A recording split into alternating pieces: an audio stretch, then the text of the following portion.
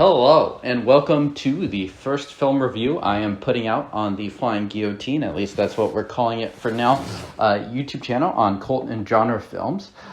So today I'm going to be talking about a classic. I don't know if you would call this heroic bloodshed or just a Hong Kong gunplay film from the 90s, so kind of in the very classic heyday, 1992's Full Contact. At this point, sort of that heroic bloodshed genre cycles in sort of full motion here. We're definitely post a lot of the John Woo films, 7 years, I think, after A Better Tomorrow. Hard Boiled literally comes out the same year for this, which is kind of insane to think about. Hard Boiled comes out April 16th. Full Contact comes out July 23rd. Quick synopsis of this before we get too far into it. We will be doing plenty of spoilers here, so if you haven't seen the film, highly recommend it. Definitely worth checking out for sure. But the synopsis. Two disreputable friends get tied in with a group of criminals who turn out to be excessively violent and deceptive. Plot's kind of all over the place. There's a lot of betrayals and just shifting allegiances, stuff like that. Everyone is pretty bad in this film. This is not a film that has like a lot of good guys in sort of the classic sense. Chow Yun-fat is the protagonist here, and even compared to the sort of John Woo films, which I think we're going to be probably contrasting a lot with here in this Ringo Lam film, is his character is just very, very different. This film is a lot grittier, a lot sleazier than those films. And you just think about some of the actions that he agrees to do and sort of the heist where they're just mowing down security guards and stuff like that. It's like, Chow Yun-fat does not play a good guy in this film. And one thing I found interesting in sort of researching this episode, and, there's a little bit of commentary baked in with this, so, take it all with a grain of salt, is that this film was very popular with international audiences, and it sort of has this reputation as being one of Ringo Lam's, 3 or 4 bests, along with the On Fire trilogy, stuff like City on Fire, School on Fire, and Prison on Fire.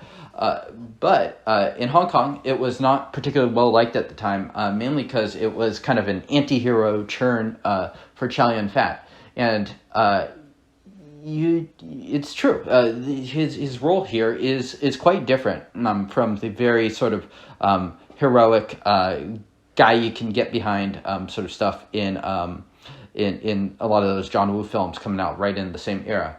But, I think they're very worthy, and I personally like that sort of contrast. I am also someone that's always down for a lot of like this gritty sort of anti-hero, not such a clean guy film. So personally, I do like that, and I like that we can have this sort of like strong contrast versus Woo here with Ringo Lam.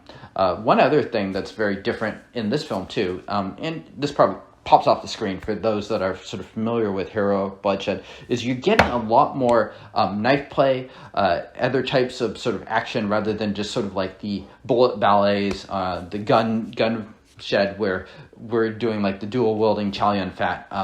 It's just very different here. We start out with even a fight scene where Chow Yun-fat has a knife and he basically knifes up a bunch of gangsters. We have like this really, really cool, stylish shot of like just sort of rain coming down on the knife in Thailand. He gets some blood on it, and then you see that same shot with the blood basically being washed away. And there's just some really, really nice small touches like that in this film that really make it stand out, I think.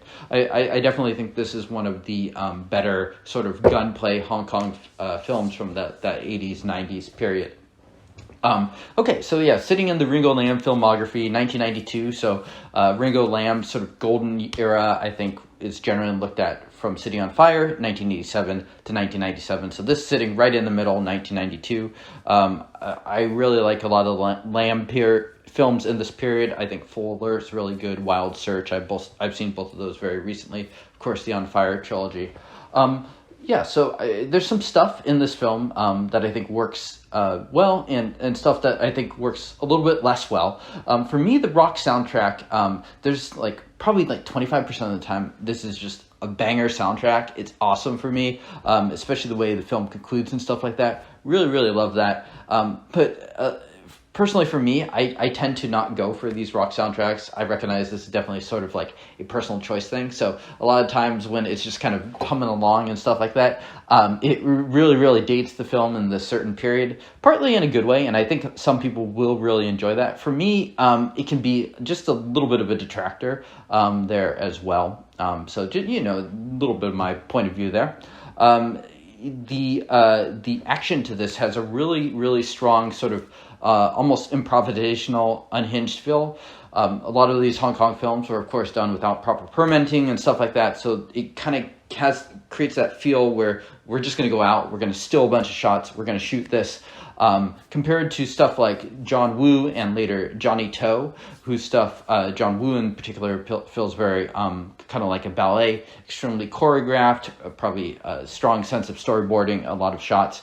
Johnny To even more so, less on the operatic, but definitely very controlled, very choreographed. I'm a big fan of both of those directors. Ringo Lam does something different, to me at least, especially some of the car scenes early on in the film. They have just a really, really strong sense, and there's just a certain energy that derives from that's very, very infectious and sort of creates the feeling of like anything can happen, and that really sort of adds to this sort of like very dark, sinister, gritty environment that Lam creates, where people's fingers are chopped off, stuff like that. This film has a really, really mean, cruel streak that I am 100% all in for.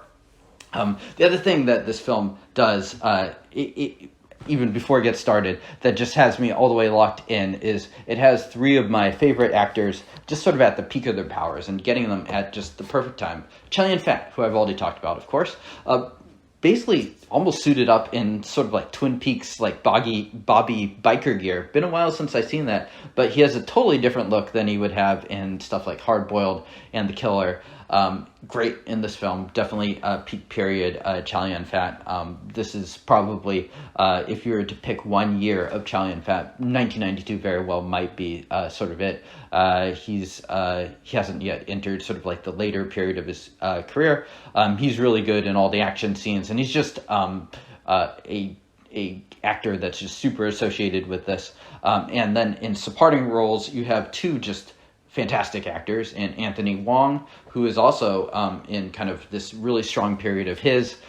He would appear in a Category 3 film that's a favorite of mine the next year, kind of the Citizen Kane of Category 3 films, The Untoward Story the next year. Fantastic actor in that. He was in Hard Boiled earlier this year, doing a more of a villain turn. Just a really, really versatile actor. And you wouldn't know it from a couple of these films, just how good he can be and how he could go from those roles into something more just very esteemed and distinguished in Infernal Affairs, where that part is getting recast as someone like Martin Sheen, basically Hollywood royalty. So great actor here. He has a little bit less to do in this role, but he's good. He's great. He pulls it off. And then probably the most flashy role of them is Simon Yam, who, if you just know him from the Johnny To films, this film will it'll make you think about him a little bit differently. This film starts with him robbing a bank, basically, and starts with him just stabbing a woman right in the chest. And it's one of the sort of just great character introductions. You know, this guy is just straight evil. He plays him as a flamboyant homosexual who is in all kinds of outfits. And there's, I don't know, he's really good. He's really good at playing these sort of villainous roles. And Yam is probably the most, the person that tends to underplay stuff, especially in those Johnny To films. So just a lot of fun to see him in just a totally different role, and just what a testament to the sort of quality of actor that he is, that he can pull off something like this. But, you know, he's an actor also not totally disassociated with this period of Hong Kong films, too. He was in The Great Bullet in the Head from John Woo as well, one of my personal favorites as well.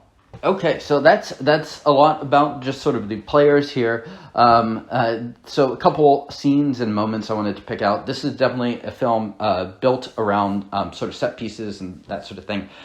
So really, really fast-paced film. I think in the span of about 5 minutes, we have a crew forming to basically do a robbery on the highway. And within that 5-minute span, they form.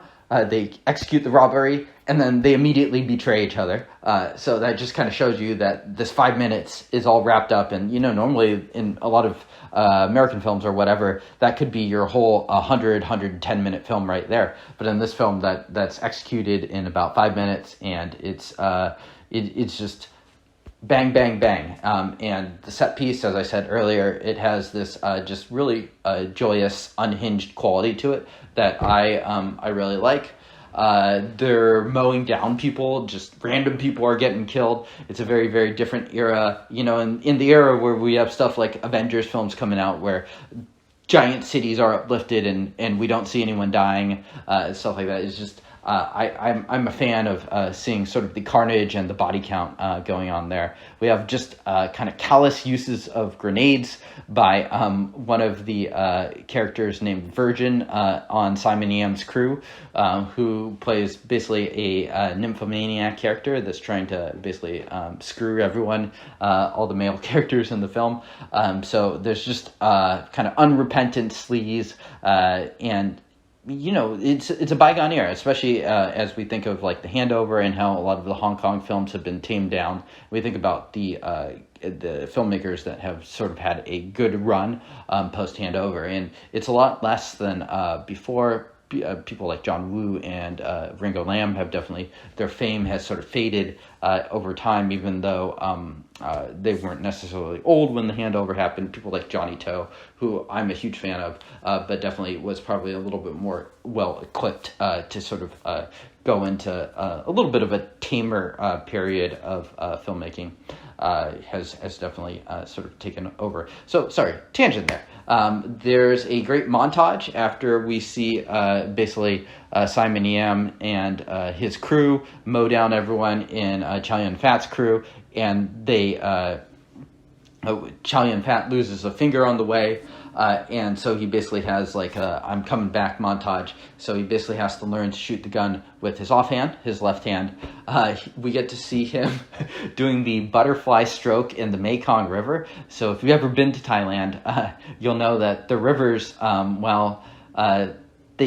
rivers, in the U.S. and bodies of water, especially where I am in the Pacific Northwest, they sort of have the reputation of being very beautiful and clean. The Mekong is a very muddy-looking river, so I just had to laugh out loud a little bit seeing Chow Yun-fat doing that.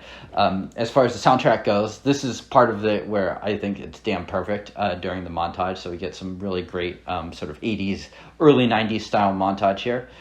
Compared to a lot of films too. I feel like this has the feeling of being a little bit more of an 80s film than a 90s film, which is kind of interesting. I think maybe in terms of influences and rock and stuff like that, it's just a little bit more set back just 2 or 3 years.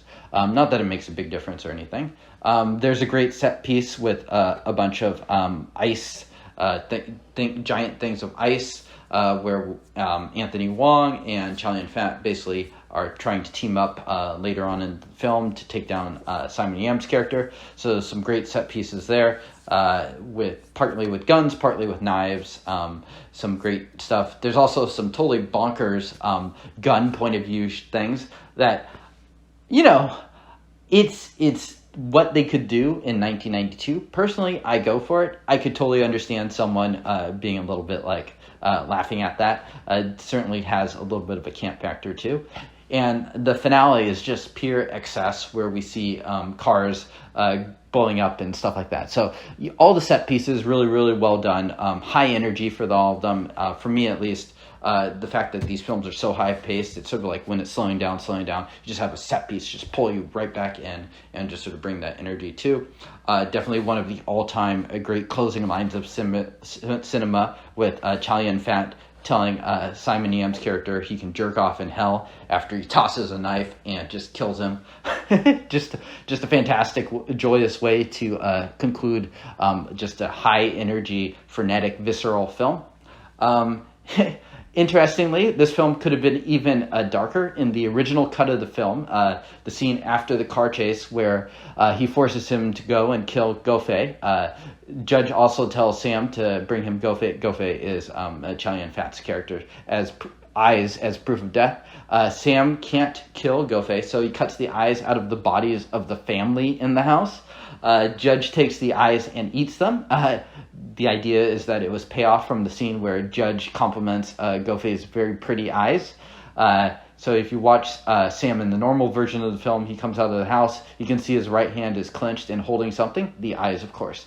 So it just kind of shows you that the depraved natures that this film was willing to go. Was that a good scene to cut? I don't know, maybe. I mean, that would have been totally bringing the film even more bonkers. I would like to see that scene in sort of like a deleted scenes sort of deal, but alas, I have not. I've just read about that scene. Okay, well, that is the film. I would,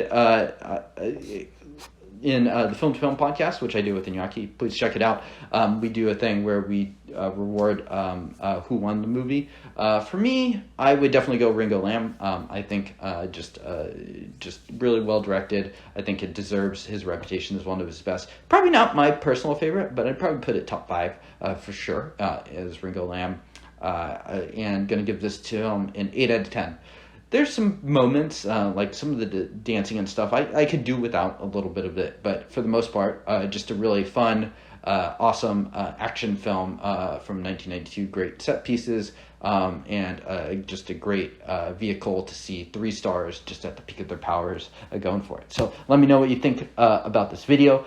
Please comment as well as subscribe if you're interested in seeing more. Gonna be talking next, I think, about some Fulci Giallo. So stay tuned for that. Cheers.